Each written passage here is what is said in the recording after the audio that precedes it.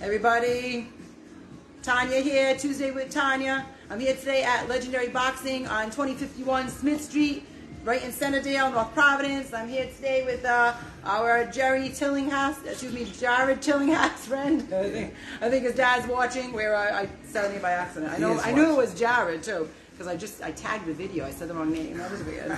But he's really telling me. He's really giving us signs. Yes, I'm here, Tanya. I'm here. I'm watching you too. I'm watching you two chat and not get started on time. I always run late, but then on top of it, we were chatting, and it got even later. But it was interesting discussion on what we were going to talk about and things like that. So yes, we have Jarrod Tillinghast here. Thank you for your time. And a great place with so much. There's I still didn't really look up. I mean, I could tell it has a lot of great boxing memorabilia and signatures and pictures and mirrors. The ring is right here, so definitely a lot going on here. I have to say, you have a lot here. And so when did you open the place? 2018. 2018. 2018, yeah. And you're right in the main. I drove right by it. I have not a lot of boxing gyms have. Hey, Amber. main road. Yeah, I was gonna say I drove right by it. Yeah. A lot of gyms are like behind the building. Yes, upstairs. yeah. So this is a good spot. Yeah, no, definitely. I was like, this was meant to be this spot. I drove by here in 2000, end of 2017, like 2017, and the kid Shane, who was here with Fitness Factory, had just moved out, and there was a sign on the door. Yeah, and I drove by, and I was.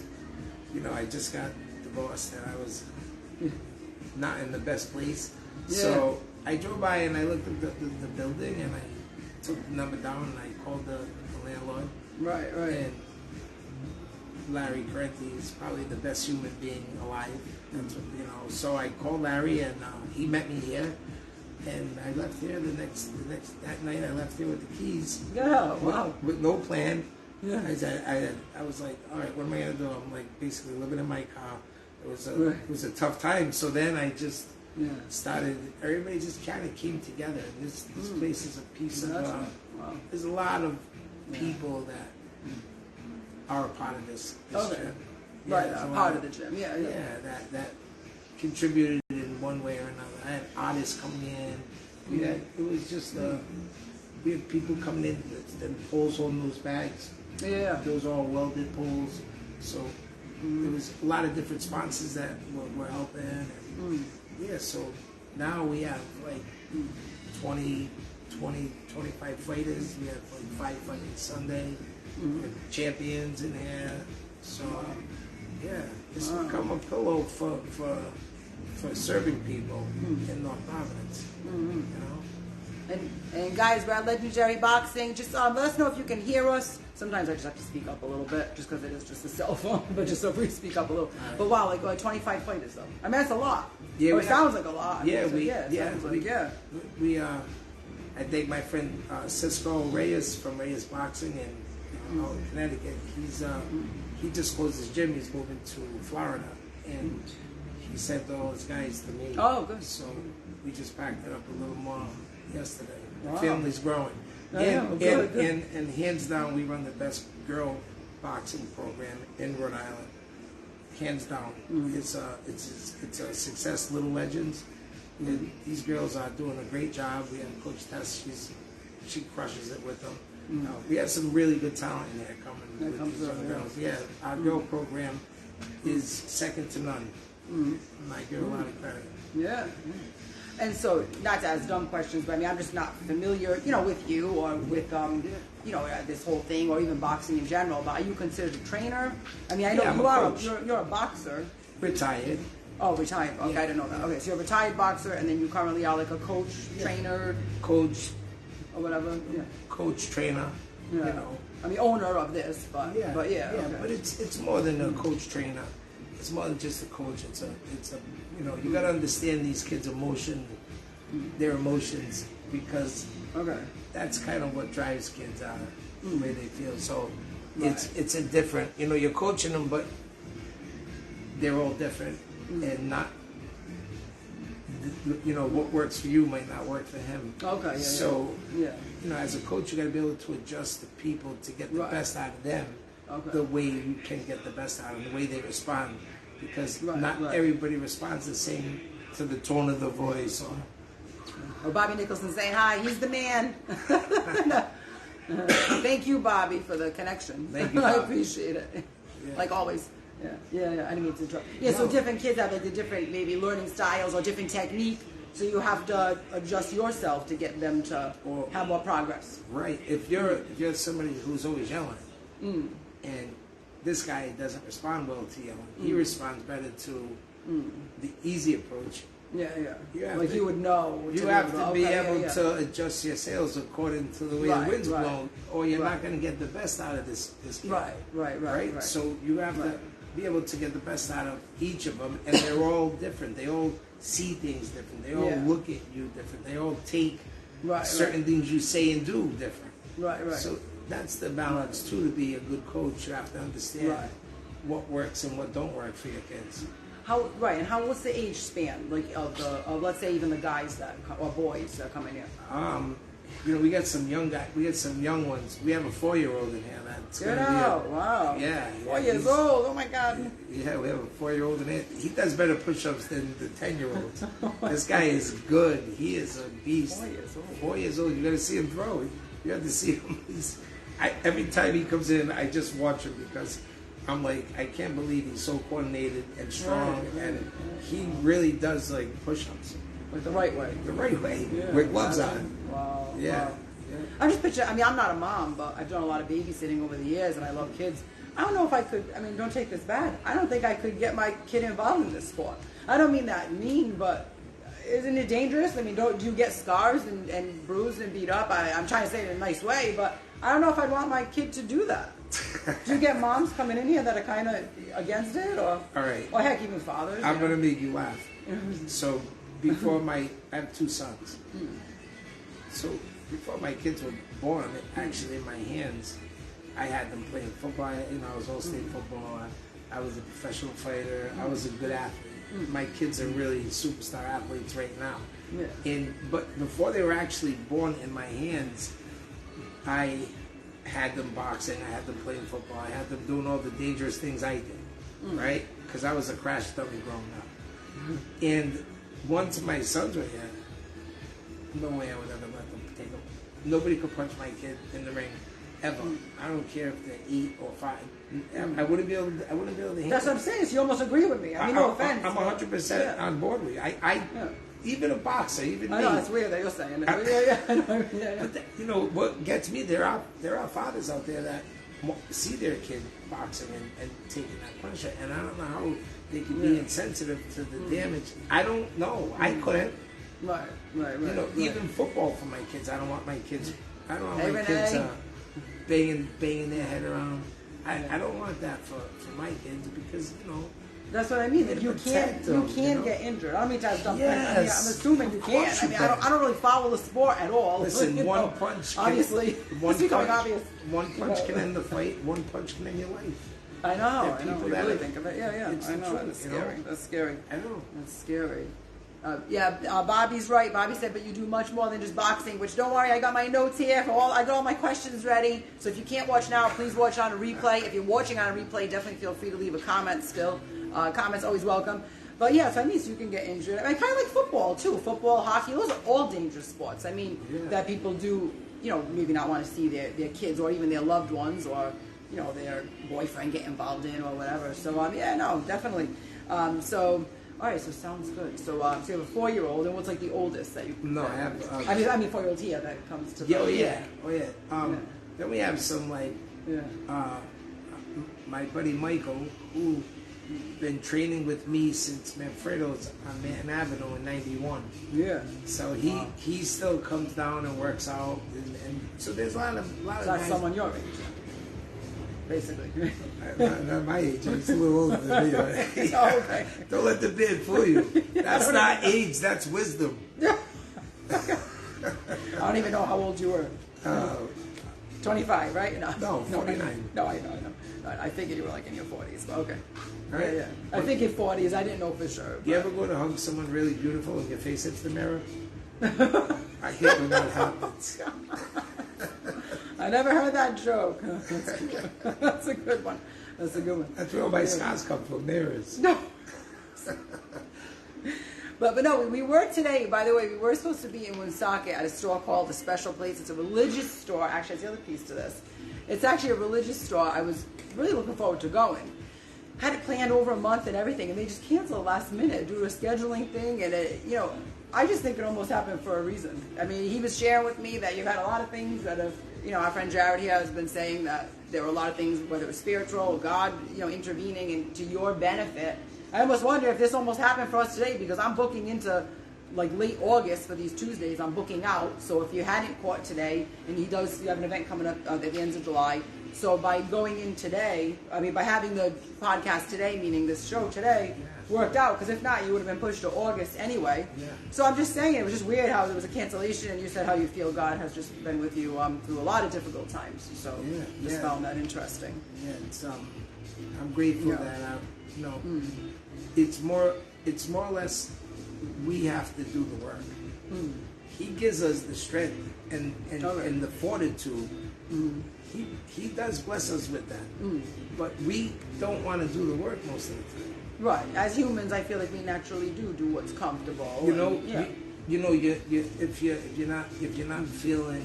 You're feeling down and out, and what do? You go to the doctor, he gives you a prescription, and yet now you're taking Klonopin, or you're taking something because you feel like you're stressed out and you can't handle it. Hey, Eddie. Those are the things that we're built for. We're built for the storm. Right. We're just not willing to go through the storm. That's a good way to put it. Yeah, we're built for the storm, but not willing to go through it. Yeah, no, you're right. Yeah, it makes sense. Nobody wants to be uncomfortable. Yeah. Right? Yeah. But that's where the magic happens. Right. The magic don't happen when we're just sitting there with the sun shining and everything's perfect. What happens when the wind blows, right? Right. And the storm comes. Right. You're going to jump overboard, or you're going to adjust your sails according to the way the wind's blowing. Right. That makes sense. That makes sense. Yeah, no, sounds great. Actually, before we move into the other questions, one more thing about boxing. Something about your I forgot to say this. Your stance, the way you stand, being different than most people, and that's why you maybe have an advantage. Are you left-handed or something? Or, I read something about the. I should have wrote it down in my notes because I did some reading last night. Something about. Am I saying it right? I know I'm not using the right. I'm a converted southpaw. Yeah, that was the word. Yeah. So what's that mean? It means that I'm really left-handed, but I fight right-handed. So I fight with my power hand in front. Which is which hand? My left hand. So are you a left-handed guy? I am left-handed. Okay. Everything I do. Look at this hand. Yeah. So everything I do is left-handed. I throw left-handed. I write left-handed. It's left-handed. But I fight right-handed. So usually the left-handed would lead jab with my right hand, and my power hand would be behind me. But instead, I kind of keep my power hand in front of me. So the left hook is a dangerous punch. Right. Because I can punch, and it's a blind side. You don't see it coming. Okay. So if you're looking at me here, all of a sudden you get hit from this side. Right. You're looking for this coming up the middle, but I'm catching you with my power in the front. Okay. So it's almost like, you ever go to turn around and hit a pole or hit something? Yeah. Right? Right. It hurts the most when you don't see it coming. Yeah, okay. And that's kind of why it's dangerous. Right. So you feel like most boxers are not in this boat that you're in, where meaning you have something that's more not traditional? I wouldn't say that. I would just say I think it's about the ability to, because you don't win a boxing match with your hands. You win the boxing match with your mind and your feet. Okay. The hands are the condiments that come on after you understand. Okay. Because it's a defense. You have to be able to control your range, your distance. There's a lot going on. Okay. It's not just going in there and fighting. It's a real skill that it takes. But you have to understand why you do what you do. Right. It's like taking a test in school and not studying for it, right? You know you're going to bomb it. Right. So you bomb the test and you walk by a desk and you put it on the desk and walk out the door. But when you study for the test, and you know all the answers, now you go up there, you put it on the desk and you stick around, wait for the teacher to talk to you. I know, Because that makes sense. I know, makes sense. Because you feel good. Yeah, afterwards, Because you understood all the questions. Right. It's the same type of thing. Right. If you don't understand boxing, you're just kind of fighting for the sake of fighting. Right. Because you're right. Anybody can use their hands, but if you have to have, like you said, in your feet and in your mind in order to. Yeah, no, that makes sense. Makes sense. Okay, so switching gears a little bit. So here was my guess. I just after doing a little bit of research on you and on your dad, I'm gonna guess you're a middle child. Am I right? Are you a middle child? Were you and your siblings? I'm a third. It's not to be nosy. There's 9 of us. Oh, I didn't realize there was that many. Yeah. Oh, wow. I'm the third oldest. So you're number 3. So are there step siblings? Yeah, 5. So. Wait. Me, Jerry, John. 4. Okay. So, yeah, but I don't look at them as step. Yeah, you look at it. They're my brothers and sisters. I don't do that step stuff. I don't know. Right. I don't speak that language. You know, I just it's my family. You know. Right. I never looked at anything like. Just my brothers and sisters, you know. But you being in the top 3, that's with the same 2 parents? Yes. And then, so not to be top nosy. 4. Oh, I meant to say, right. 5, so, actually. The top 5. Of 1 parent. Okay. Mom and dad. Right. For Jerry, Christian, Vanessa, John, and then. Right, so who's the oldest of your siblings? Jerry. And then, Christian. which is the boy? Girl. Oh, so let's go boy, because sometimes this matters too, that's why I'm saying it. So boy, girl, boy. And then Vanessa, girl. Another girl again. So how many years from you and the girl above you? It's crazy. And then it was a boy. Oh, okay. After that, that, yeah. Then it was a girl, Dina. Oh, wow. Wow. Oh, shit. Wow. That's pretty crazy, right? Yeah. So what was the question? Yeah. How many people, I mean, I guess just looking at what I was reading about you, what I said, I just had a feeling you were a middle child. I didn't know that. I can't prove it, but I guess I proved it now. Yeah. Then I did get a little hint because I saw that somewhere it said something about having an older brother. I mean, but I saw that after my initial thought. I know I can't prove that to the viewers, but that is the way it went. Yeah. But meaning I said, I guess I was right, but I still wanted to confirm it here. But I guess there's one more underlying thing though. The girl above you was how many years from you in age? Approximately how many years? 3. All right, so yeah, okay. Because if you had said like 10 years or or anything over 5, it starts a new birth order, meaning you would have firstborn qualities. Oh. So yeah, but I guess I didn't pin you as that. Don't take that mean. Yeah. I pinned you as a middle child for some reason. By the way, middle children, they say, are very level-headed. There's a lot of thing in this whole birth order thing. I know some people are watching. Like, I want to hear. I'm intrigued. I'm intrigued. Like Tanya, like stop about this birth order thing because it's true. I hop on it. Like I hop on it in more than one way in my life. But so it's a good thing. I'm third. So yeah, so I got that vibe. Like I didn't think you'd say, yeah, I have an older sister, but she's like 6 years older. I didn't think you'd say that. But if you did say that, it's like I almost would have been wrong because having a 6-year gap gives you firstborn qualities, which I really didn't see anyway. So I guess I'm just asking on camera. Like so, the lastborn's usually the most artistic. The firstborn's usually the leader. That leadership can also be looked at as, in a bad way too, as bossy or as kind of large and in charge and in control, or so yeah, there's it's very interesting. Come on, keep going. You're on 2. Come to me. Third. Okay. I forget about the middle one, but it's kind of like I see they're usually level-headed. They say middle children are level-headed, and they just don't have that same level of, hey, like I'm in charge, I'm in control, like the way a firstborn would. And I'm not saying every firstborn acts like this. And they also maybe don't have that creativity of a lastborn either, or the artistic, or the funny one, the comic, or But everything I'm saying, by the way, has outliers. Like there are people who act like they're in charge or act like whatever, and they still turn out to be doctors, lawyers, whatever, and they were the last one. So there's a lot behind it. Like there's a lot. I guess I don't mean to pin your kids, but you have 2 boys. Yeah, and my firstborn is he kind of like in charge? Yes, he's in charge. He doesn't always fall that way. He's in charge of everybody. Okay. What's his zodiac sign? He's a Cancer. Okay. All right. Okay. Is he near Leo? Is he on what's the date? My Julian's Leo. Oh, the younger one's a Leo. Oh, okay. Okay. How far apart are your kids in age? 3 years. All right, so it's almost like your second child then kind of could have like being a last-born child because there's not that age gap. And then when you go from like let's say someone has a sister and then they're the first boy, they still could have firstborn qualities. There's a lot. Like I don't want to bore you with it, but my second guess is this. What's the guess? Well, actually, I was trying to guess your zodiac, but I'm not too in tune. Wait, don't tell me it. I'm trying to guess it. That's easy. No, I know. Don't say it. I don't. You don't strike me as a Capricorn. Am I right? Right. You don't strike me as a Leo. Right. You're not a Pisces, I don't think. Is that right? No. Yeah, that's why. Otherwise, I can't. I just could say those are knocks. I'm a Gemini. Oh, I wouldn't even pick that. Okay. All right, so I didn't get that vibe at all. All right, so you're Gemini. Okay. Are you on the line? I am. I'm a 24th, so it's like, but I'm a Gemini. 24th of Taurus. Okay, yeah, May. Okay. May 24th. Okay, all right. I wouldn't have guessed that though either. I gotta say that wasn't on my top of. That's why I didn't name it. But I wouldn't have guessed Gemini. I gotta be honest. I wouldn't have. Keep surprising. Okay, but I know all this information today. I learned quite a bit, guys. I'm here with Jarrod Tillinghast. We're at Legendary Boxing. I got lots of questions. If you can't watch now, definitely watch on a replay. Thanks for tuning in, or just say hi. So I have a feeling your dad is a firstborn child. Am I right? No, he's not. No, there's that. Is he a first boy? No. Ooh, I was way off. Okay. No, he's the third. Well, maybe Billy, John, Harold.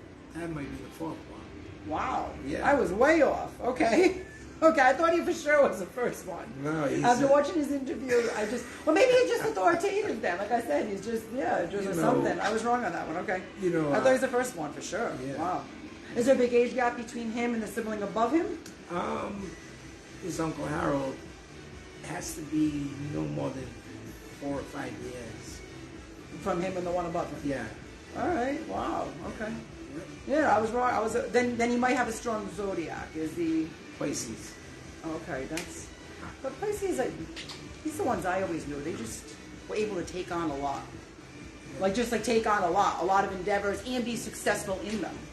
Like they were able to just even work 2 full-time jobs, just crazy stuff like that. Of the Pisces that I've came across over the years, doesn't mean they're all like that because I've met some that were not like that also. So I've been saying it from birth. I'm an alien. No. No. So tell us about the award in 2018. You had won an award for being raw and real in the writing and. Well, in 2018, cousin Seth called me up and he knew a writer, Tim Struby, and he kept telling Tim that he had to get my story. Mm-hmm. And it was like a month after I left the house. I was, in the middle of getting divorced. Yeah. And I was back out, and I was not being a good boy, but it was the place I was, and it's what it is. So Seth called me, and he told me that he had Tim that wanted to do my story. So Tim called me, and I was real raw, man. I was in a place where I was gonna hurt people's feelings, and it didn't matter.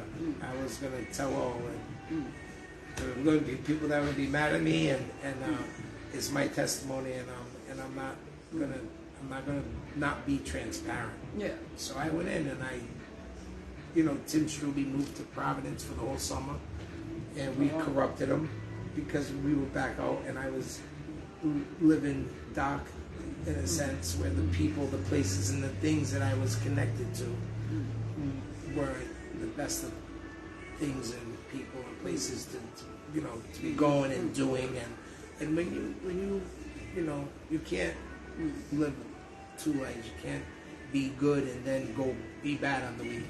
That's right. Yeah. It doesn't work. It's all or nothing. And but not to interrupt, you did that though, didn't you? At one point in your life, of course, yeah. Kind of were on a good track, but we're doing some bad stuff on the side. I've done it a lot in my life. Coming up. There was good times and there was bad times, right. and there was good moments and bad moments.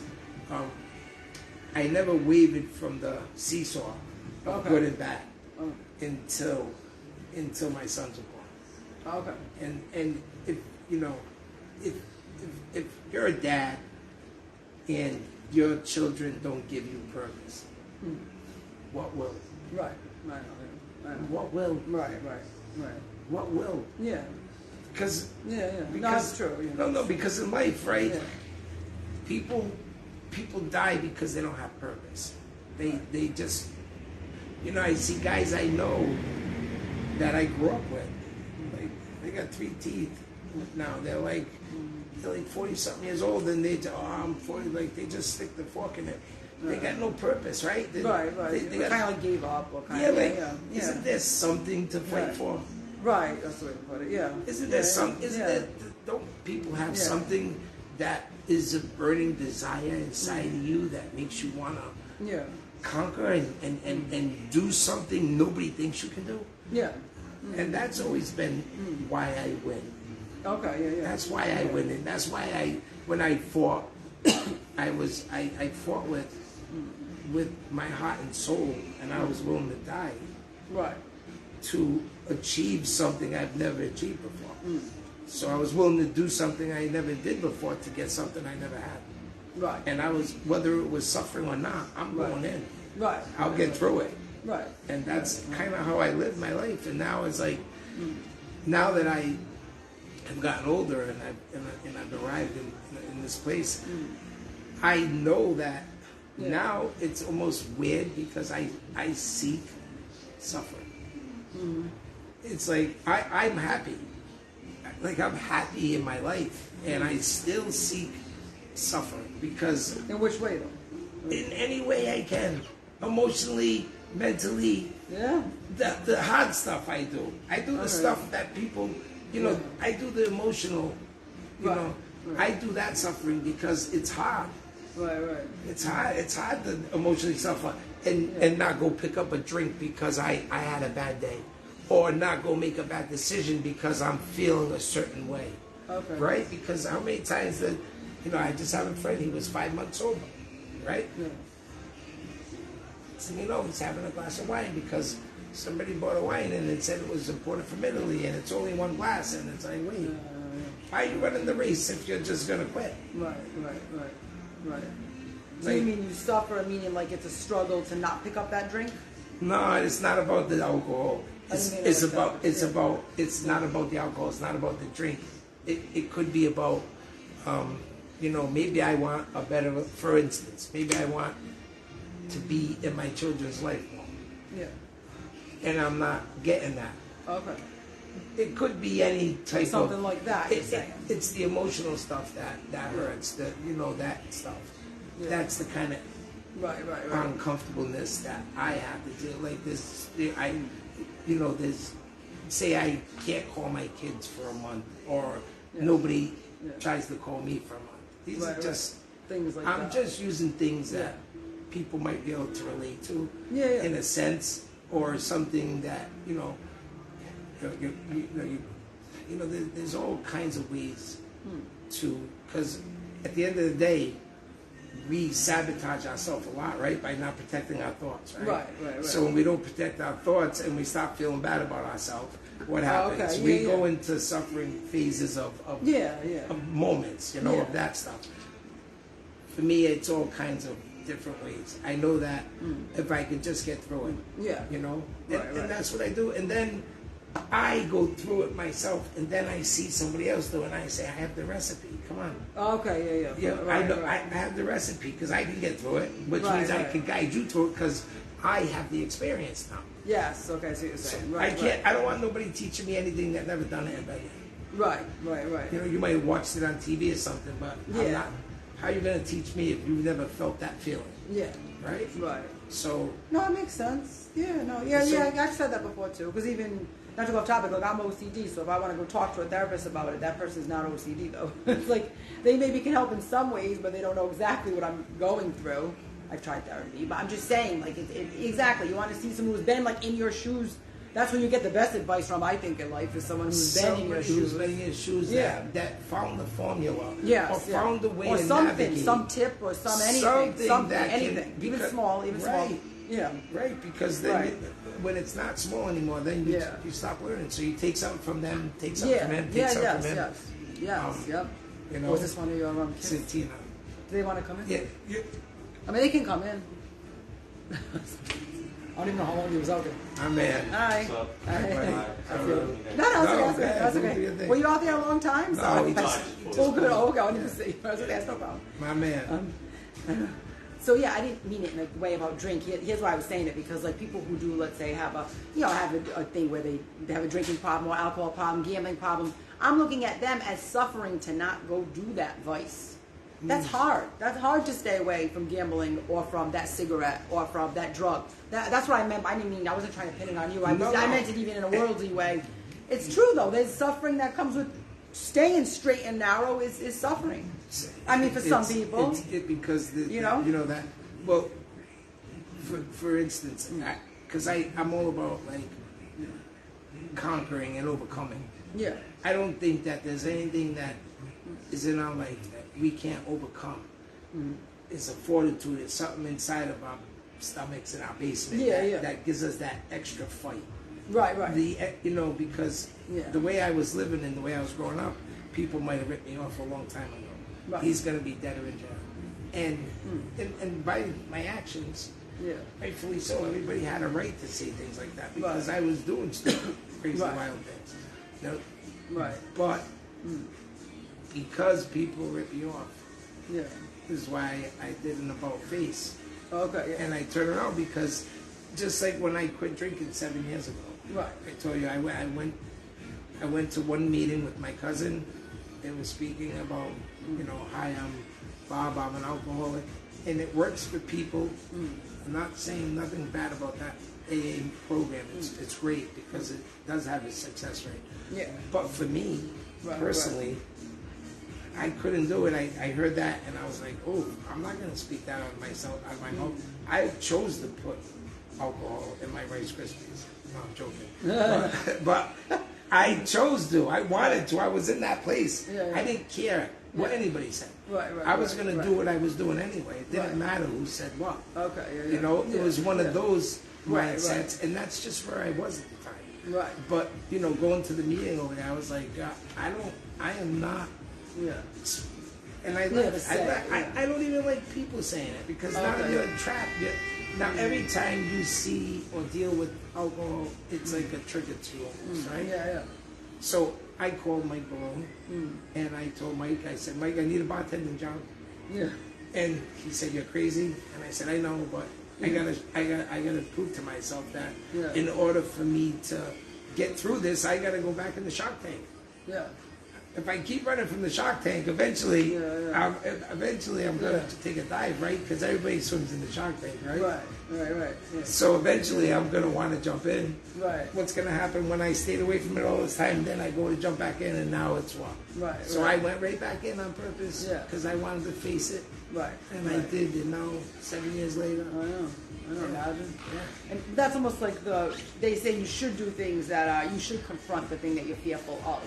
So being so close to alcohol, that could have been very tempting, but by you doing something like that and putting yourself in that position, which was a hard position, then you grow from that and you can... Yes. Yeah, meaning it's almost like the opposite of what you think it'd be. I don't know the way to exactly explain it, but And then what does that give me? Yeah. Experience. Right. More experience. Like more tolerance for, okay, I really can say no, because I'm right here. More experience to share with somebody who might need it. More experience to be able to lift somebody up who's down. Right. More experience to be able to serve people that are broken in that way. Right. Because I've been there. Right. So, exactly. Yeah. So that's the stuff I like to do. I like to do the hard stuff. Yeah. I like to do the stuff that is difficult and tough, emotionally, physically. Thank you. Thanks, Renee. By the way, guys, if you can't watch now, watch on a replay, or maybe drop someone's name to let them know that we're tuned in now. But you can, because it might be a little long between this and the Cranston situation. I will be discussing that about our Cranston potential embezzler, Tera Norberg. I hope I'm saying her name right. But so I will be saying that too. So if you can't watch now, definitely watch maybe later when you're folding laundry or something or anything. I didn't mean to interrupt. Yeah, no, so it makes it more. Yeah, exactly. That's why, because I know my calling and I know why I'm here, and it's serving people and helping. This is a broken part of North Providence. You would never think so. Yeah. But these people are across the street in that bus stop, and they're broken. I'm feeding them. I bring them clothes. I put clothes. I take care of people. It's important. Kim is saying, so proud of you. Kim Marfield. Kim. And guys, I apologize. I definitely missed some comments because see how they jump? Like right now, I can only see two things, and they're both not even. Down? You can try, but then it sometimes messes it up more. Oh yeah. It does, but then there's been times I blacked out the screen from it. So guys, I'm sorry if I missed your comment. I apologize, and we'll definitely read it later too. But they do jump around. I know. It's all. You know what I mean? Yeah. Now I won't go back up to the top now. But no, that's okay. It's okay. It'll it should. Well. It will, and you. Oh no, you got it. There, you got it. All right, I know. So we got do it the right way. So sorry guys if I missed your comment, but thanks so much for tuning in. So as far as your past, like you've said, you've admitted you've done bad things, and people thought you'd, end up in jail or end up dead. Do you feel bad about any of those things that you did? Do you have any sympathy towards those things, and do you feel guilty at all? No, I don't have any reason to feel guilty. I think I made amends with my past. I don't feel shame. I'm not proud of the things that I've done and the choices I made, because I made some stupid choices, and like I was saying earlier, when we're not asked to be born, right? We're not asked to go apart. Yeah, thank you. Looking good. Good job. Thank you, Joe. Great job at all you do. Yeah, thank you. So we're born into this life, right? Yeah. So I'm born into mom and dad, and they already were in their wild life. Yeah. Mom and dad was. Yeah. They had kids, and right. So we were born into this. We didn't ask to be born. Right. It's something that it was, and because of that, you grow up, and a lot of kids. How many kids grow up angry? How many angry kids are there today because of the expectations of mom and dad? Are the Partridge Family, right? We see these perfect commercials, and then we go to a friend's house and we think, wow, I wish my family was like this. Yeah. And then we weren't the Brady Bunch, we were the Crazy Bunch. Yeah. Which was great, and it was fine because where I am today, but navigating through those times, you're broken, you're hurt, and like I say, it didn't matter if I died. I was ready to. It was okay if I died, because I don't want to be in this life anyway, because it's only hurtful and painful. So for me, I was acting off of emotions, and I didn't understand, because you're so young. You don't really understand because you don't have experience yet, and now you're facing all these new things for the first time. Right. And how you're responding to them, whether it's drinking and then the people you're with. It's the environment I grew up with. You either, cops were around us back then. It was, I grew up with a lot of guys that were doing stupid things and crazy things, and I just kind of was, I didn't care. It was, this is what it was going to be, and if you don't like it, do something. That's kind of the attitude. That was Bobby Nicholson, also complimented. Thank you, Bobby. Right, that's what I mean. Do you have any, where you, I'm just going to make a guess that you hurt some people along the way. I've knocked a few people out. Physically and emotionally. Even emotionally. Listen, I'm just going to make that assumption. Emotionally, sometimes maybe even worse than physical.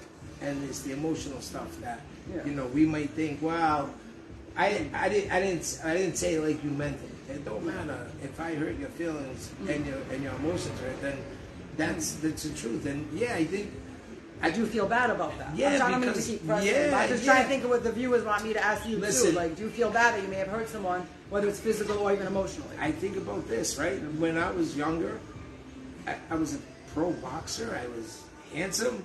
I could fight. I was, and I've heard a lot of hearts along the way. I'm sure, maybe girls that felt certain ways about me, and I kind of walked on people in a sense of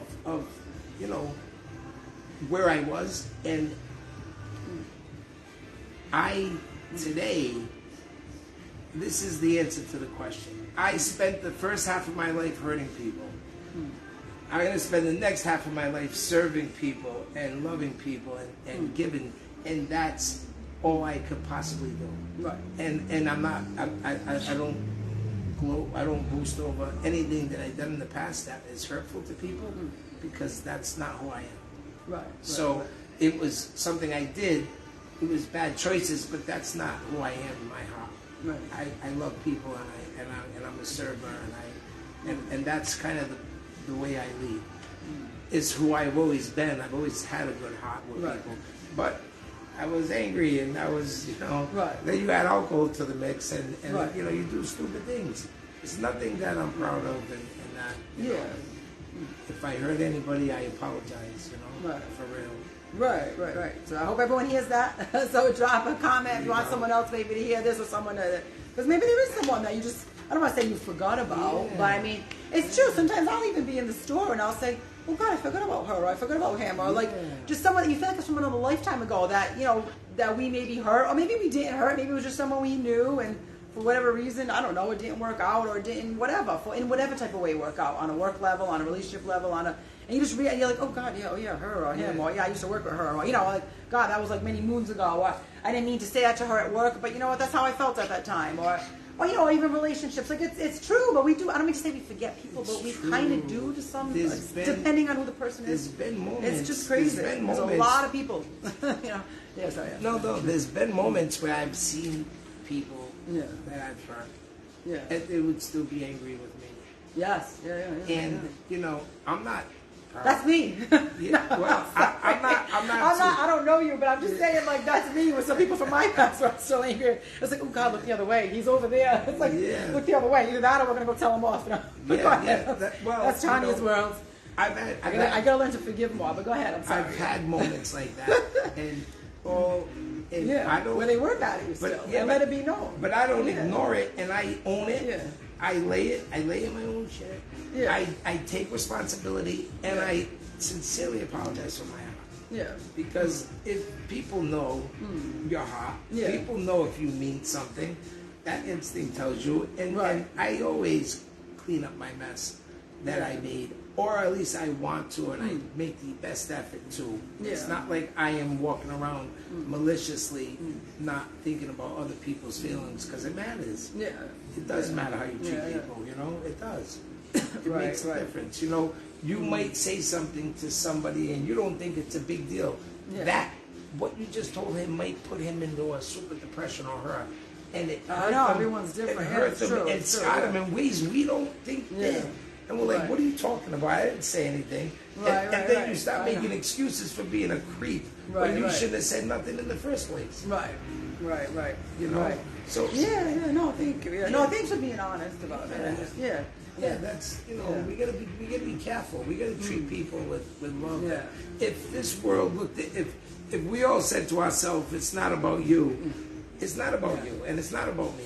It's not. If everybody looked in the mirror and said it's not about you, think about the world we live in. Right. Everybody would be serving each other. Right. Everybody takes, and it's a me-I world that we live in. Right. They say. Yeah, that was for some of your community stuff. Yeah, you had fundraisers. But before we jump to, hey Tom, before we jump to that, only because I just be on this track of, you know, the past, because I do want to get into the work you've done in the community.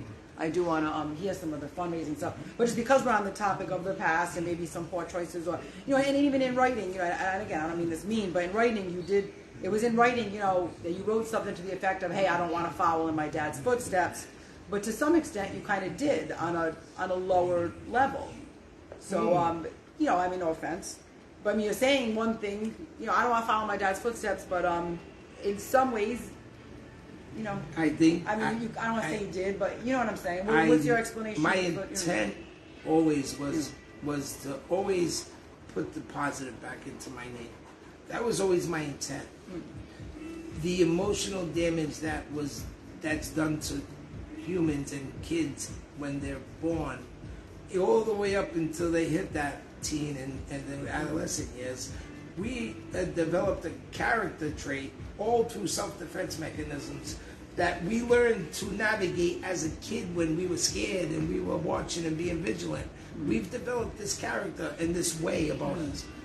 But now you put a torch under us because we're angry coming up.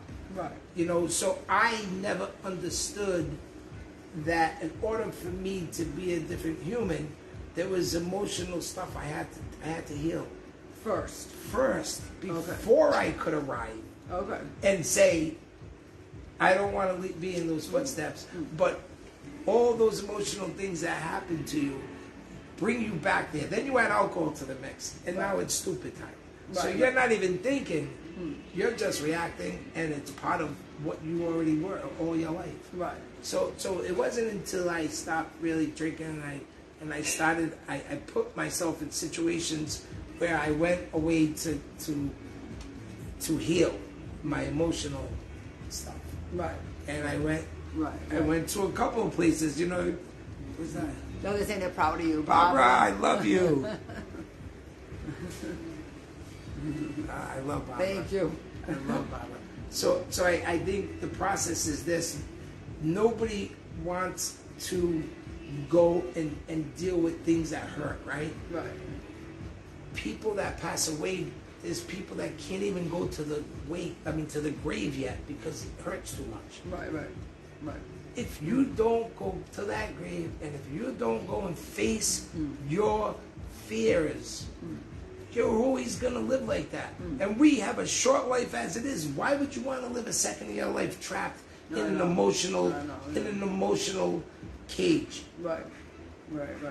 And all the time, you're always gonna have that. So when this happens in your life, you're already triggered. That's gonna double. Right. That's gonna triple. That. So right. You know, we always talk about, you know, you got to heal your emotional damage. How do you do it? How? It's hard. No, it's hard. No, but how was the first step you take? I went to my church with Pastor Mike, and he set me up with the Genesis program, and I couldn't go through this book because it brought me back like to stuff that I forgot. Yeah. But when I would read it, I mean, I was bawling. The whole book was soaking wet.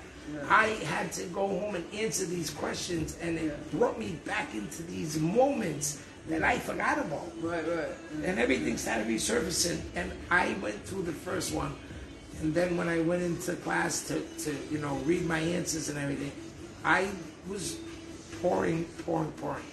Then I did it again, and I still had the emotional stuff in there. I went through the whole process again. Then I said, I want to go through it again to see how I feel. And then on the third time when I went through it, I was like smiling, and there was no more pain. And I really was like, wow, I've arrived. Like, this has got me here. Now and there again, I put myself through it, so now I can help other people who need to navigate to get back up. Right. That's getting off the canvas. Right. No, they're saying it's a nice interview. Thank you, guys. Thanks for the compliments, too. Thank you, guys. Share if you want. Like and share. So appreciate it. Again, we're at Legendary Boxing with our friend Jarrod Tillinghast. So, yeah, it all makes sense. I mean, I hate to even ask this question, but do you have regrets in any of aspects of your life, whether it's relationships, whether it's friendships, whether it's on a business level, whether it's you know, being a tough guy, so to say? Do you have regrets of that? Like, would you have done it differently if you had to live your life over? Of course. Wouldn't we all? I know, really. I know.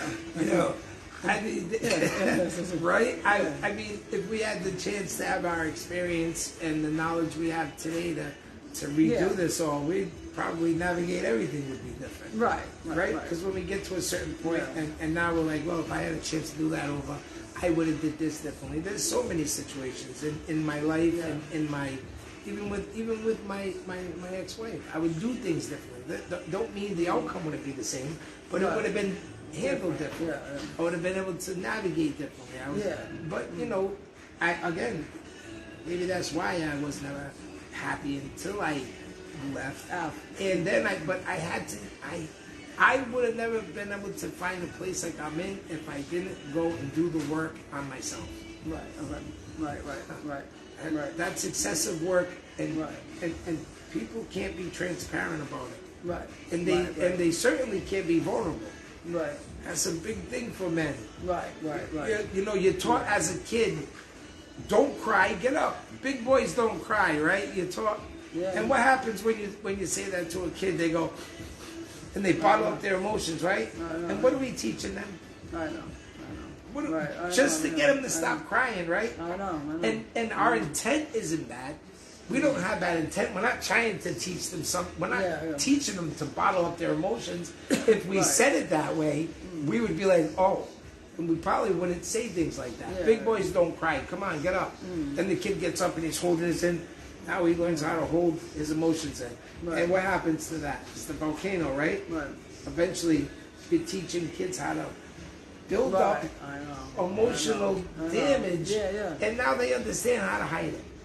Eventually, the top blows off the bird. You know, eventually.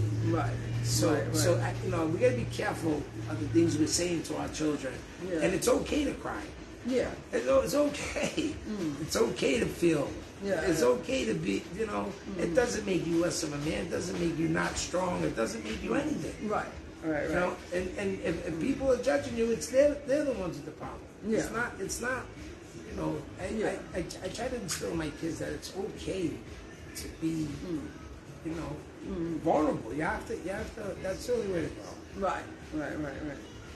Is there any one decision, like any one thing, I mean, I don't know if you want to say it public or not, whether it's boxing or personal life or whatever, that you feel, just one thing that stands out is, but if I had never had done this, you don't even have to say the real thing if you don't want to say it out loud, but I mean, was there anything that just stands out as one thing that was a true mistake or a true learning experience, or you definitely should have or would have done differently if you had the chance, or if you want to say it public or not? No, I'm not. Nothing's off limits. Like something that stands out, like, or even a missed opportunity maybe, or or anything, like if someone says, oh God, but if I had just done that and taken that chance or taken that risk. I mean, I think of people around me who I know who are such in their comfort zone, they can't even, to me, they do miss out on good opportunities, whether it's work-wise, relationship-wise, or living situation-wise, living in a different state. I say it all the time. Yeah, I say it all the time. When I was up and coming, 15, 16, I started boxing. But there was one thing that I always knew I would be great at. And I wanted to do it so much, but I didn't want to.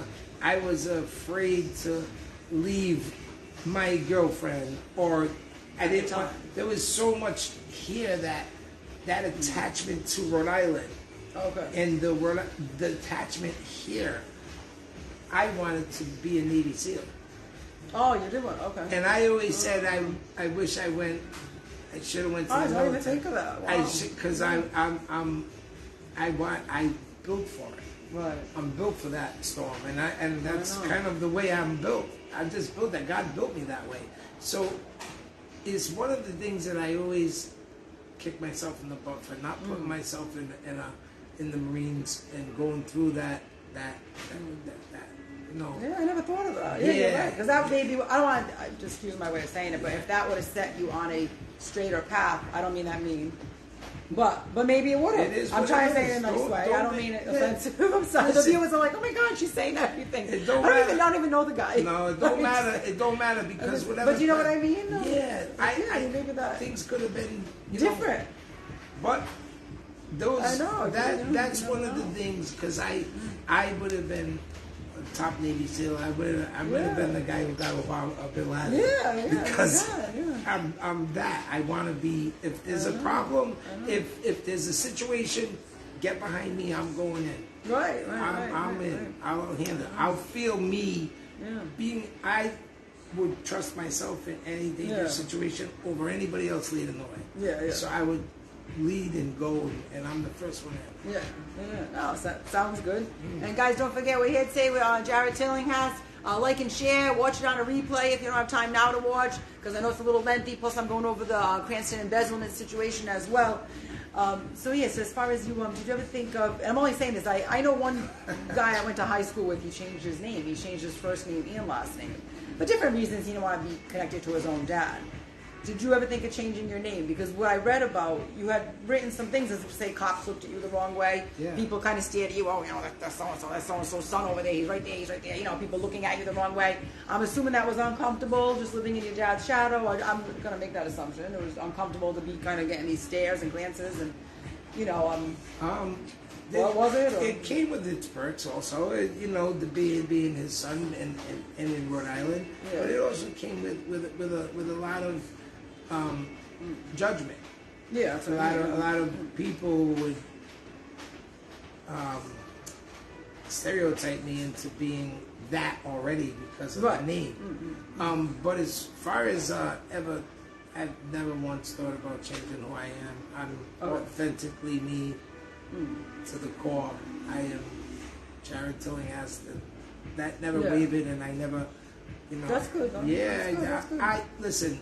Like I said to before, I've always said I was going to put the positive back into the Tillinghast name, and I intend to. Right. No, which is good because I feel like I just meet people over the years like, God, like I just wish I had a different last name or whatever. But now I'm connected to that situation. Or I'm connected to her or him because that's my cousin. Or you just hear stories. That's why I'm wondering, did it ever cross your mind? How's that work out for like you sell out?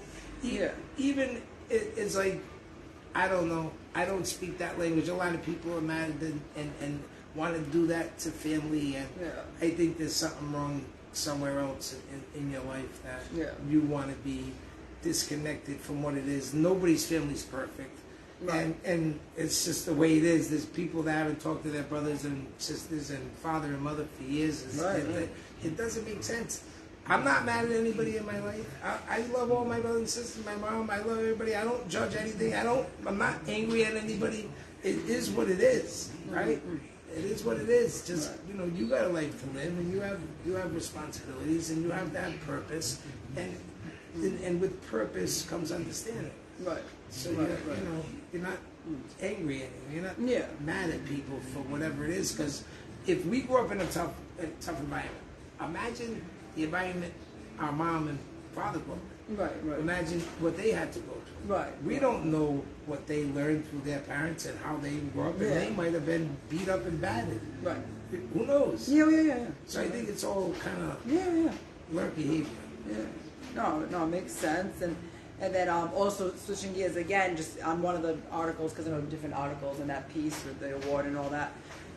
So it was something to the effect of about you that you would need an assistant to keep track of your love life. Am I saying it right? I would need an assistant to keep track of that. So do the girls just like flock to you? Tino, do you hear this? Nope. Listen, but you have is that because you heard about my kissing booth out here on Monday nights? No, was that a joke? Kissing booth. I haven't heard that word in a long time, like mistletoe or something. Right. No, but in the article, that was cute. But it did say that in the article, like he needs an assistant. It said something to the effect of, no offense, he needs an assistant to keep track of his love life. So I mean, are women just trying to be like this mob wife, or like what's going on with these chicks? Well, what's the deal? That article was written in. I see. That article was written in 2018, and when Tim came here, Tim White, Tim Struby. How about Tim White? Tim Struby came from New York. He was the writer. Oh, I'm sorry. Okay, and he lived in an Airbnb in Federal Hill for almost the whole summer. He lived up here with us. He basically moved. It was like Donnie Brasco. Yeah. Going. So Tim moved up here, and so he was with us.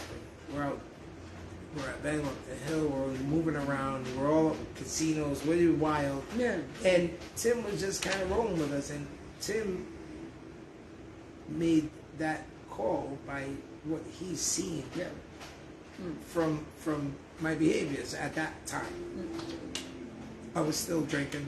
I was still not ready. I wasn't ready to fully surrender. I was still doing wrong.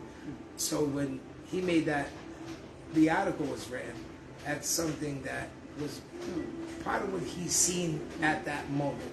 Right. It's completely opposite. If he was to write the article today on me, it wouldn't be that. It wouldn't be, because I didn't know better. It was about that before. It was about how many girls, who's going to be the hottest girl I got, the stupid things like dating around. Things that I don't know dating around. It's just I was always, I have a lot of friends too, but it was always like I felt like I needed something to be around me to like keep my mind. I don't know. Yeah. But it was all the illusion. Because I don't want nobody around me. I want to be alone, leave me alone. So, but women did kind of like they just what? Did they like the boxing? Did they like that you were a tough guy? Did they like? Was it just? Can somebody help me? I mean,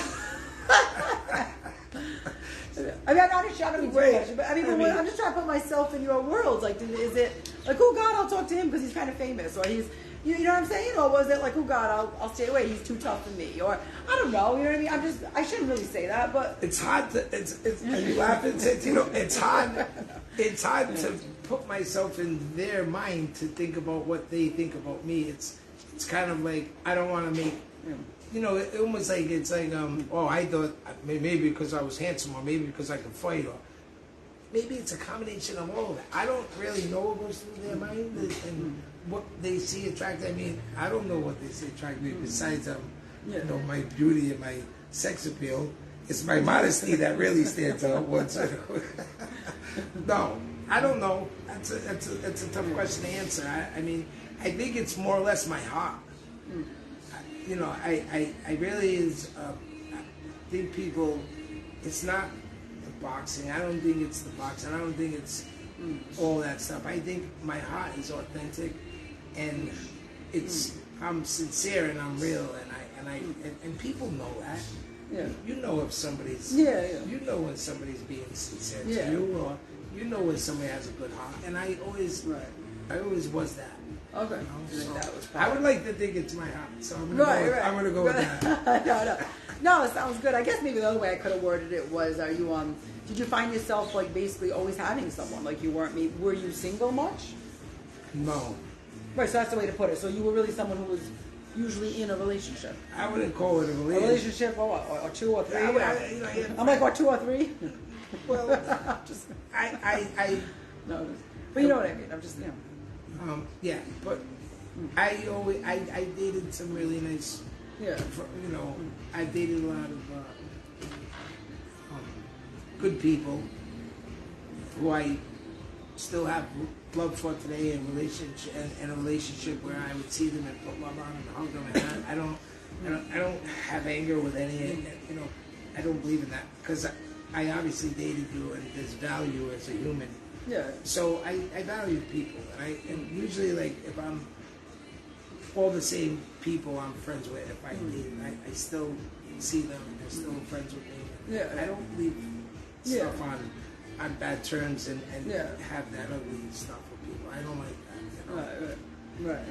Sorry for all the questions I had to ask about that, but I guess that's the way to sum it up. You probably weren't single much, but I'm assuming, right? So you weren't single much. Well, I was in a relationship for 16 years.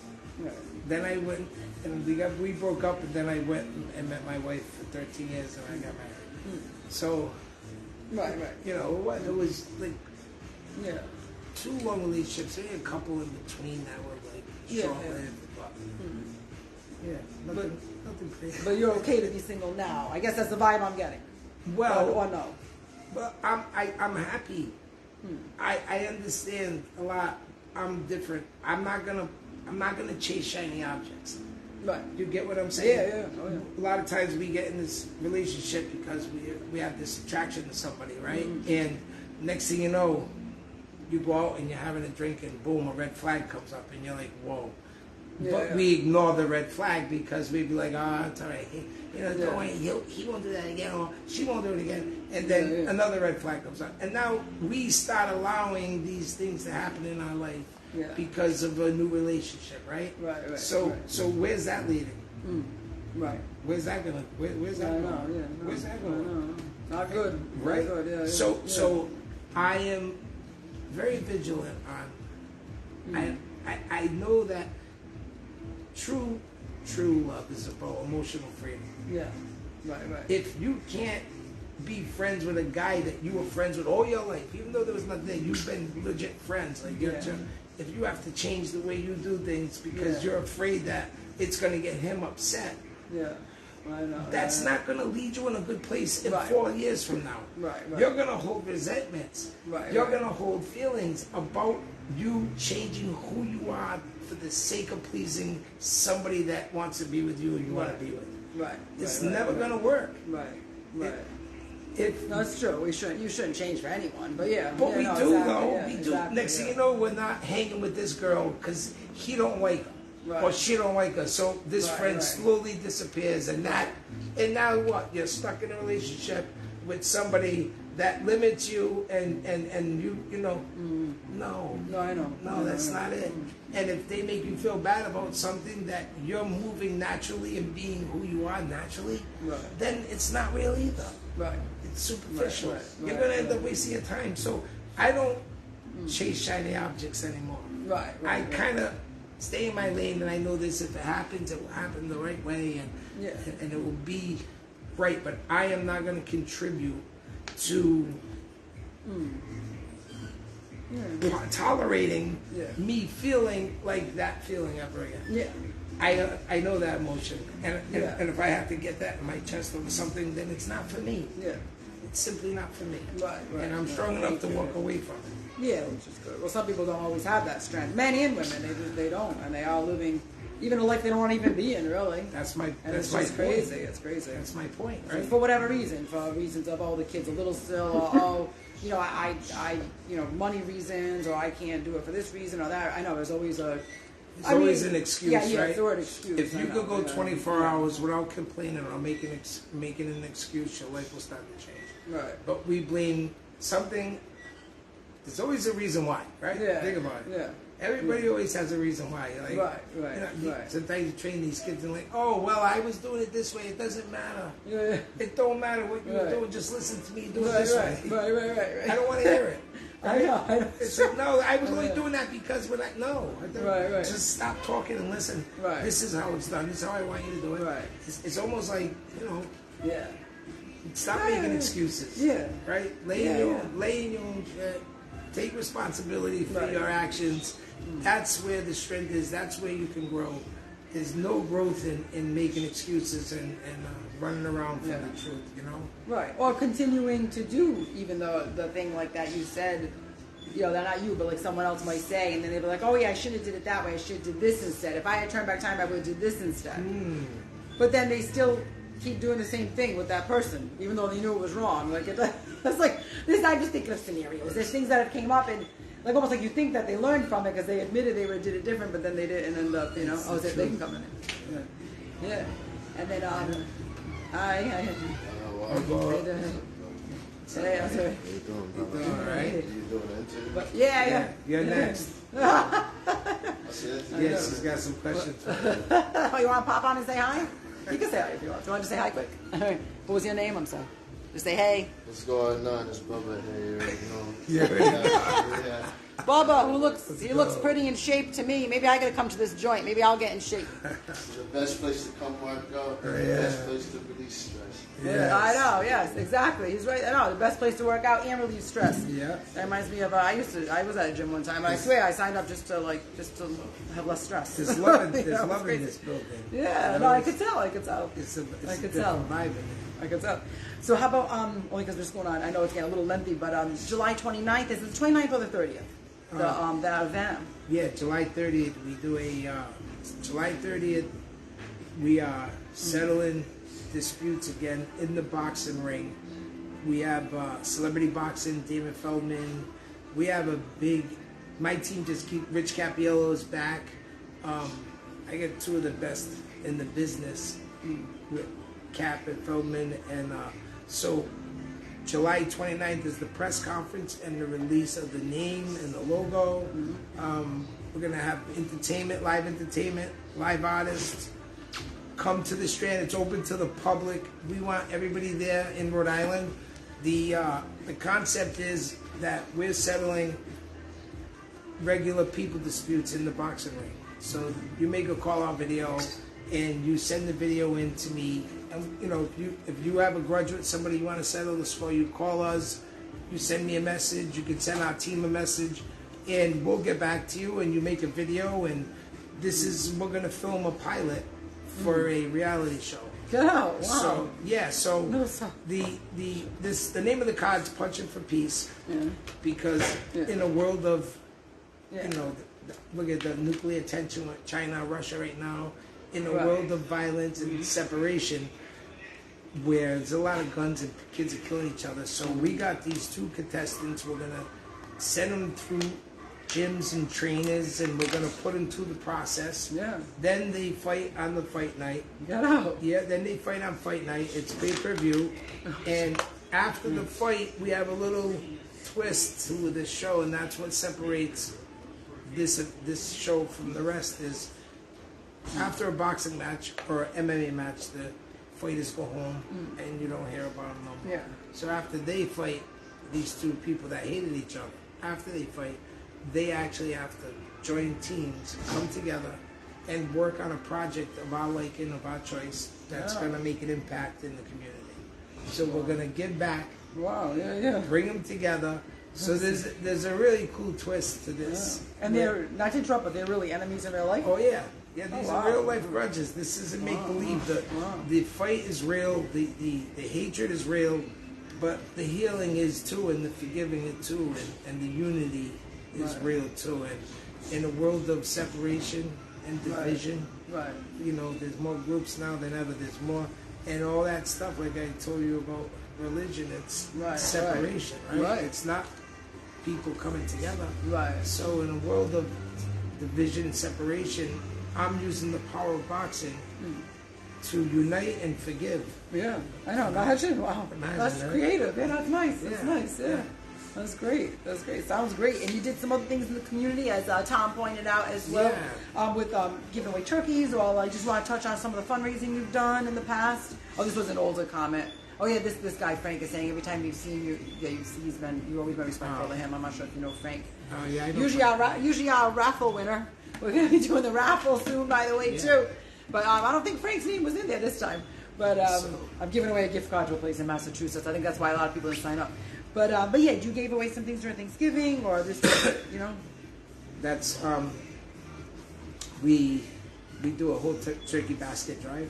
So we got like a bunch of turkeys, and we fill it with all the stuff in and all that canned goods and all the things that you need. We fed all North Providence and Johnston the past couple of years. We do a big turkey drive, a toy drive. You know, every day is a turkey drive and a toy drive in Centerdale. It really is. Every day is. There's always somebody broken. I come outside of the gym, and we have Larry's next door, and we have the building over here, and people are broken today. So it's like, you know, this is a place like I feel like you know, if you walk by my gym and you got your head down and I can see you down and out, I'm pulling you across the street and I'm putting love on you, and we're serving people around here, and that's kind of what this whole gym is about. You know, I do a men's Bible study every Saturday morning since 2018. You know, there's things happening in my gym that are blessings, and I can see, you know, so I know the only way to win is by giving, because it's not about me, it's not about you, it's not about, if people looked in the mirror and said it's not about you, right, this world will be a better place, because we live in more of a serving spirit, more of helping others, and that's kind of how I move, and my message is about giving, and now I get a lot of blessings on my plate. I didn't get it making it about me. You know, I've gotten blessings through suffering and through going through that stuff, and still being a servant of the serving spirit, and still being able to give it. And you know, I go through my own stuff, and but I remain. Right. You know. Right. And that's how. And that's how you get the real blessing. Skipping. Thanks. Thank you. Is anybody else experiencing that? She's saying the video was skipping. Maybe it went too long. All right. Okay. But yeah, I mean, I was actually towards the end of my notes. I was gonna also start next the segment on the whole Cranston thing. But yeah, no, sounds great. Anything? Anything else to end with? Or no, I appreciate you, and thank you for the interview. July 29th is a watch party at Centerdale Revival with Paulie Malignaggi, Mickey Ward, Celebrity Boxing, and all of our team. It's open for everybody to join us, but July 30th at the Strand, 5 to 9, we have a big press conference. We're open to the public. We're unveiling the logo. We have a big entertainment night. So please, Rhode Island, come join us. This is going to be a big event. We need everybody to get behind this. I want to show Hollywood how we do it, right? They're going to come, and I want to show them how Rhode Island stands behind each other. And this is a good, positive message, and there's a good, positive twist to it. And the name of the card's Punching for Peace. Awesome. All right. Thanks. Thank you. Well, thank you for all the. Thank you so much. Thank you. Thank you for having me. Thank you. It was a great interview. Thanks for your time. It did well. I'm glad you're open and honest. And if anybody missed anything, they could rewind.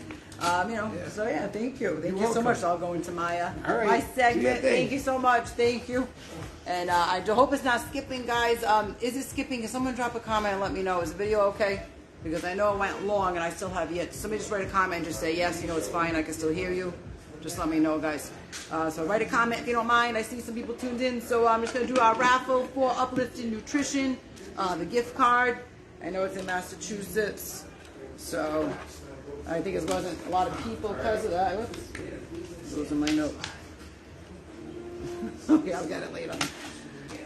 It went away too far.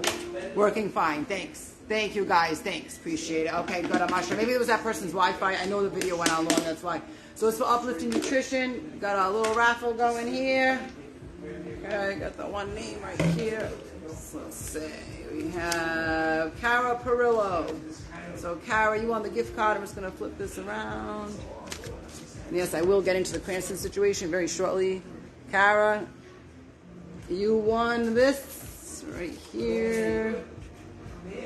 Got the gift card. Just give me a call to claim that. Thank you, Frank. Okay, but it's fine now. Thanks.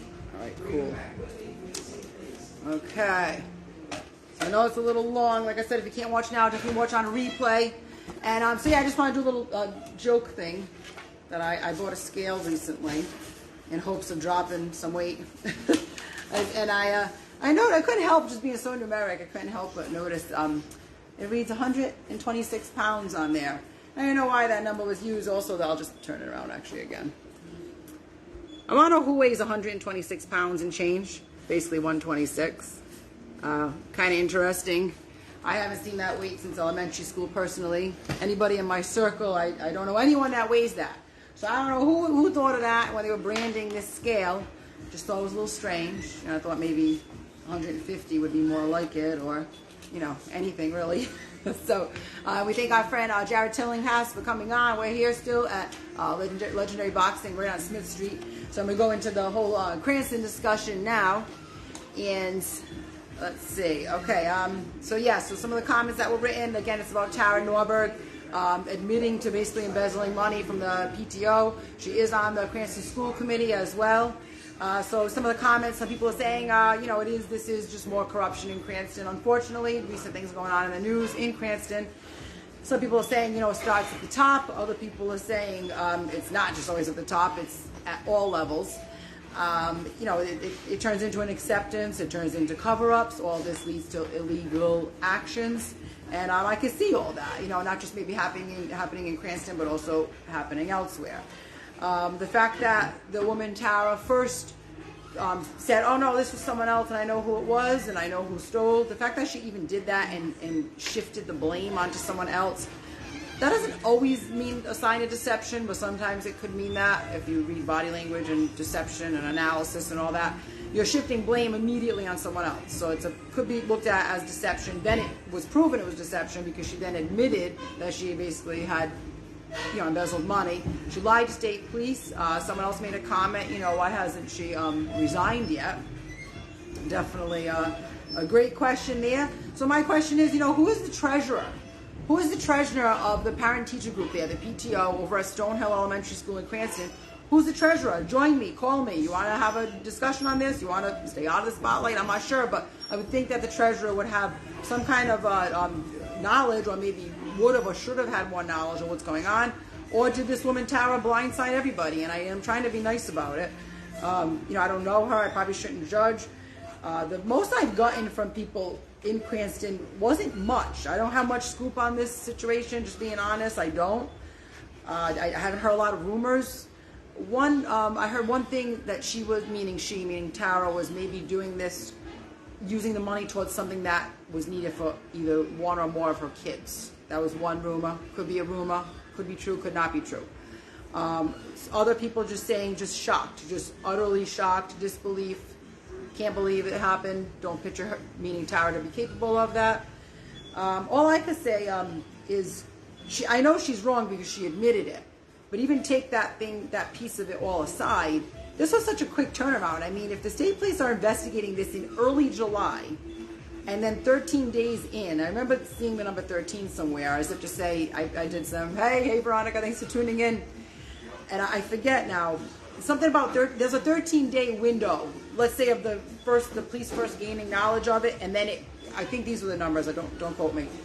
The police get knowledge of the situation, they get basically information. So to me, I call it like a tip. Like someone almost called on Tara and told on her, and which I'll get more into that also afterwards, of who I think that person is, even though I don't really know, but who I suspect it could be. So you get the first initial call, and then 13 days later, it's hitting the news. It's hitting different media outlets. That's a very quick turnaround, considering you have July 4th holiday. People are taking the first 2 weeks in July off, or at least taking some vacation days, or at least having the 4th off. Holiday, the weekends, still got done in a 13-day span, meaning that wasn't even 13 business days, and this still got pushed into the media, which tells me it was very legit. It was concrete, that she definitely did something wrong. I'm assuming she's regretting it, or trying to make her name go back to normalcy. I don't know if that's going to happen. But I want to know too, who else is involved with this, directly or indirectly? Has this been happening? Was it an isolated incident? We don't know. Has she always been appearing to be stealing from her own PTO account? Was it just one time? It's going to be very hard to trust this woman going forward. That's for sure. I mean, who had access to that debit card? Isn't there someone above her? So if she's spending this debit card, I'm assuming she'd have to show receipts. What was or wasn't checking the receipts? But was supposed to be checking receipts? What went on with that too? So there's a lot there. There's a lot, I mean, I don't know the answers to that, but that tells me some people were either indirectly or directly involved and maybe weren't doing their job enough. Either that, or she was just, meaning Tara was just hiding it. I'm not sure. If she was doing, this is another thing I thought of. And I think all of us can think for a moment of someone we know who does this. There are people who borrow money from a friend, from a family member, whatever, and then they pay them back on the next payday. Or they pay them back, when they get their settlement check from whatever.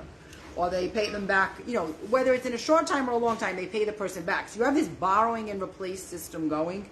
And I've seen and heard about these things over the years where people are like, okay, I'll borrow it. I'll borrow this much, I'll pay on my next payday. I'll borrow this much, I'll pay you back by September. Whatever it is. So my question is, if this woman Tara was doing this borrow and replace thing, which is a possibility, why didn't she just go through a friend or a family member or through a bank? And even if she didn't have the proper credit or the means to be able to make it official through a line of credit, through a credit card, through a loan, and couldn't do that, why isn't she going through, like I said, a friend, a family member, anybody but the PTO account, which just is not moral and not ethical? Because if it was becoming this borrowing, replacing thing, this could have been going on for a while. I mean, at least the money is replaced. I guess that's the only positive, is that if she was always replacing it, it always truly did get replaced. And this is all, I'm just making up, we don't really know. But still, is it still right to do, though? It's still not really right. Even if you're replacing it, it's still not the right thing to do. It's still not moral. It's still considered stealing, or temporarily stealing. So yeah, it makes for quite a thing. It brought me back to a time where, I thought of a business owner that I was in contact with, and I'm not going to say his name, and and he's showing me the books. Well, okay, my cashier did this, but then she did this, and he's showing me the paperwork. And I said, so she's stealing. And he said, well, I can't prove it, but it looks that way. He's like, maybe $20 a day, maybe $40 a day. I said, well, why do you tolerate that? Why don't you say something?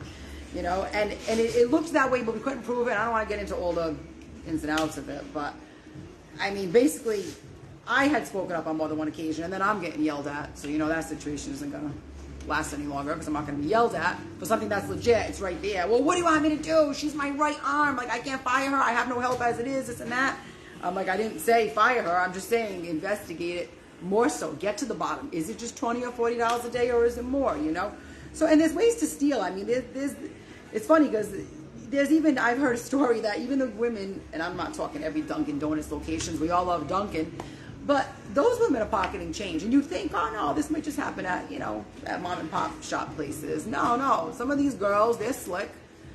It's okay, medium iced coffee, whatever that costs. I don't know how much it costs, but if it's, who knows, $3 and change, I don't even know. Like medium iced, our friend here knows. Probably $3.90. $3.90 or something? What you get with it, too, you know what I know, yeah, exactly. So, but some of these girls, I don't want to talk about them because I know there's a lot of hard workers over at Dunkin', but here's the tactic they use. They say, all right, we keep a tally of all the medium ice that we get, and they don't ring it in the drawer.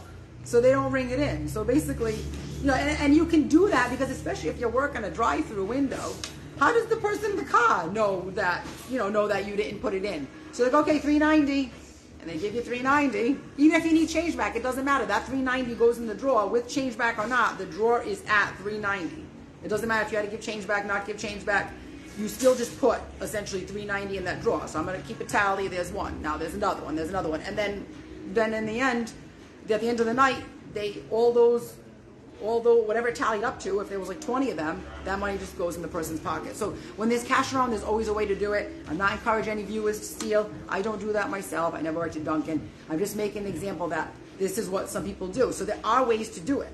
I mean, you know, and like I said, there's this woman, Tera, you know, and over here in Cranston School Committee, and also PTO president, the way it sounds, she first lied. So she's lying, puts the blame on some imaginary person who doesn't even exist. Then what I think is that she must have realized that she couldn't get out of it and almost had no choice but to admit it.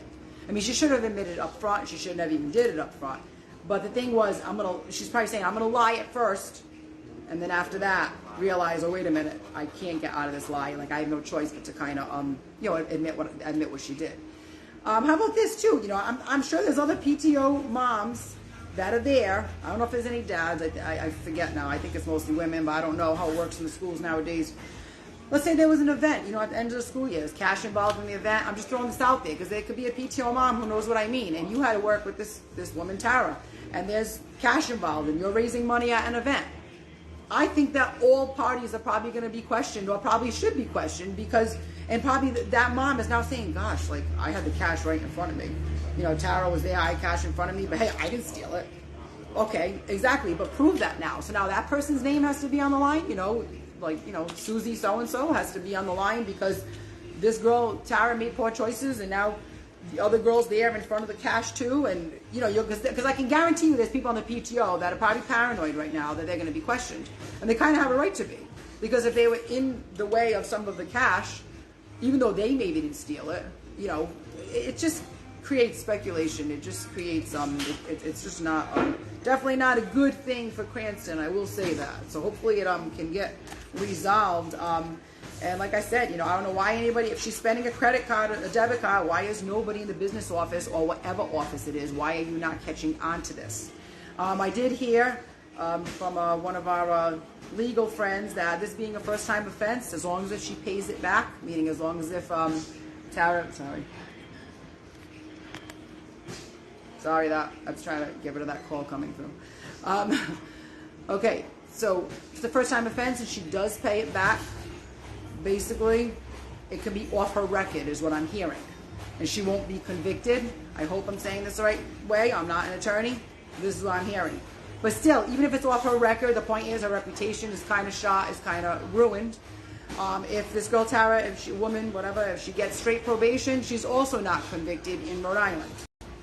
So that's another thing I learned. So, you know, there are a lot of, I hate to say flexibilities, but sometimes there is flexibility with the law where things can be off your record and things can be, you know, I mean, I guess I thought it was something that would stay on your record, but there's a chance that it may not. So that was kind of surprising to hear. I do want to also thank Amanda again for the idea, because I get sucked into work and things like that. So sometimes I didn't even think to even cover a story like this, and it was a good story. I will get into the Matt Riley thing shortly connected to this. Notarized, just my other note. So how is this document, how is there a notarized document? I mean, this was not elaborated. Nothing was elaborated in the news articles I read. It just said that Tera went so far as to get a notarized letter saying that the money will be paid back. So did she just forge his signature and pretend that she was a notary? Because you do need a stamp for that. You do have to have your commission expire such and such date. So did she do it, or did she get someone else and pull someone in on board to notarize something? Because now that person is probably going to be questioned and probably going to be pulled aside as well in this investigation.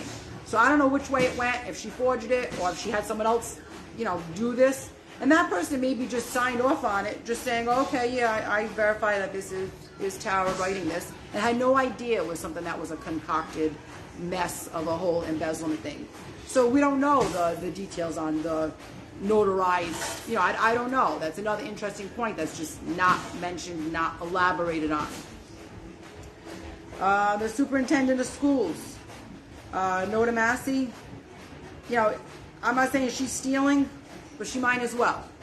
She's going in and putting in a request to the school committee on a yearly basis for a raise and gets it. So she's going through the proper channels, technically, but is that really moral? And you could drop a comment if you agree or disagree. Is that really the moral way to be doing things? Is that really ethical? I mean, we know Tara's not being moral, considering this has come out in the news, considering it's, you know, she embezzled money. Even if she replaces it, it still wasn't the right thing to do. But Noda Massey, I don't think, is doing the right thing too, in a different way. She's getting her way through the proper channels, but still, to me, it's not moral, it's not ethical, it's not right. She doesn't even have the right degree to be in that position. And the Cranston taxpayers are just supporting her high salary. Hers and some others, I'm going to say some others, because I don't know how many exactly people it is, but that Briggs building is costing a lot of money to support. It's into the millions to support what their salary is. I believe the millions is on a yearly basis. I don't have that confirmed, but I believe it's into the millions just to support the positions in the Briggs building. Why is there no audit being done on that? Why can't somebody go in there and do an audit of, do we really need this position, or is this person really qualified to be earning this much money? I mean, like I said, superintendent of schools does not have a PhD degree. Most of her counterparts do. Most, even principals nowadays, have PhD degrees. I mean, it's just unheard of. So then you can look at it as that, like, oh, you know, they're all in the same gang, the school committee. They're all, you know, they're all going to be stealing. One does it the right way, one does it. It doesn't mean they're all like that. I don't want to talk badly about everybody in Cranston, because I don't believe that. I believe we're each our own person. But still, you know, it still isn't right that it's going on in two places. One place would be with this case that came out as being confirmed with Tera Norberg.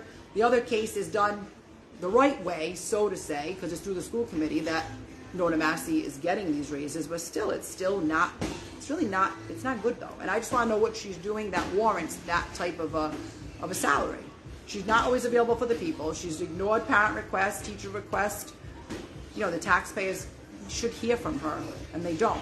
Does she make her way into the classrooms? I mean, she appears to be not liked. I know she has some supporters, but from what I see in here, the majority of people don't support her. So it's just interesting how and why she's still there. Or if she's going to stay there, then to me, you just put a stop on her salary. You could stay there, but you're not getting any more pay. Until you can prove that you have a PhD degree, or until you can prove that you're doing X, Y, and Z more than a normal superintendent would do. Now keep in mind, superintendents all throughout the state do earn more money than our town managers, also than mayors, also earn more money than the police chief and fire chief, because they have the status of a PhD, which is looked at as a doctor's status. So that's what warrants their high salary. But she doesn't have that. So how does she warrant that high salary? She also never interviewed for the position. How did she get it? See what I'm saying? A lot of questions there. Let's see. The Matt Riley piece, it was asked, is there a piece with Matt Riley connected to this? I don't know, because I really don't know. But if I had to analyze it, I'd actually say no, and here's why. Matt Riley's kids do not go to that school. I think there's too many departments in Cranston, and too many elementary schools, and too many people that the likelihood that it was someone else who told on this woman, I don't think Matt Riley told on her. I think someone else probably did. And there's too many other departments and elementary schools and situations. And, you know, there could be things that are going on in Tara's life where someone knew this and kind of wanted to have her called out for it. Someone that she knew personally, someone she had a falling out with. I mean, is there a chance Matt Riley could have been a piece of this just to get the spotlight off him? Yeah, I mean, I think anything's possible, yes. But I just don't find it to be likely. I mean, is there a chance someone from Matt Riley's camp, someone that is a supporter of him, did this to kind of shed a light, you know, off of Matt Riley? I mean, maybe. It's definitely possible. I just feel like there's just too much going on in Cranston. There's too many other avenues, and I don't see it as that. I also look at it as someone like Matt Riley and all the other attorneys out there normally, or at least most of them, charge a $5,000 retainer. Just to retain an attorney costs $5,000. So Matt Riley, to hear about someone who embezzled $3,000, I mean, that's not good. That's a lot of money, $3,000. But that, you know, I don't think he'd look at that as this huge, like, case, like this huge news-breaking case at only $3,000.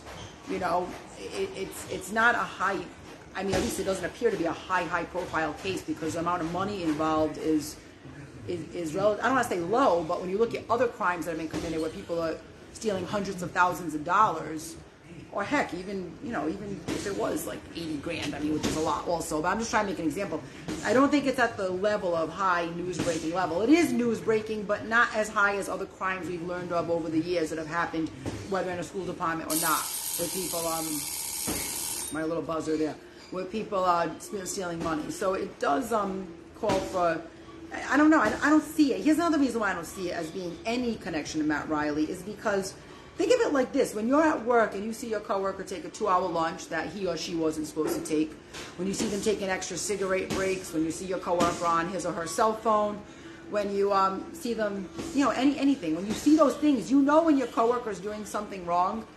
And just like I learned about a situation going on at Dunkin' Donuts, and I don't know what location is doing that, by the way, but I suspect more than one of them is doing that. You hear things that are going on. You hear it, whether you hear it in the community or whether you hear it directly. So when you know your coworker is doing wrong, I almost think it's a chance it could be someone else from the PTO or someone else from the school committee that could have told on Tara because they saw it or they sensed it. We all get that gut feeling. You always go with your gut, and we sense it and we say, God, like just something's not going on here. Something's not right. Like I want an audit done, and I'm going to call the state police about it because I could tell something's not done right here. For whatever reason, I mean, women have this instinct. Some guys have it too. I'm sorry to sound sexist, but it's true. Like you see these things in your direct area. I just gotta get my kid. You know what I mean? You see these things, and that's what I think. It could be someone that was directly in contact with her, or maybe someone who knows someone that's in contact with her. I think there's more of a probability. There's so many other people in the world, not just Matt Riley. I mean, that's just my vibe. I could be wrong, but that's why I think that. And thanks, guys, for staying tuned in. I know they're very lengthy today. Next week, on the 25th, I actually forgot to write it down. I think next week's the 25th. I usually write it down, have it ready, but I had so much else I wanted to cover today. July 25th, next Tuesday, Janine Passaretti Malloy. I know a lot of you know about her. She also has a story as well. And she will be on with me for Enchanted Lotus. That'll be next Tuesday, the 25th in the afternoon. Thanks so much, guys, for tuning in. Bye-bye.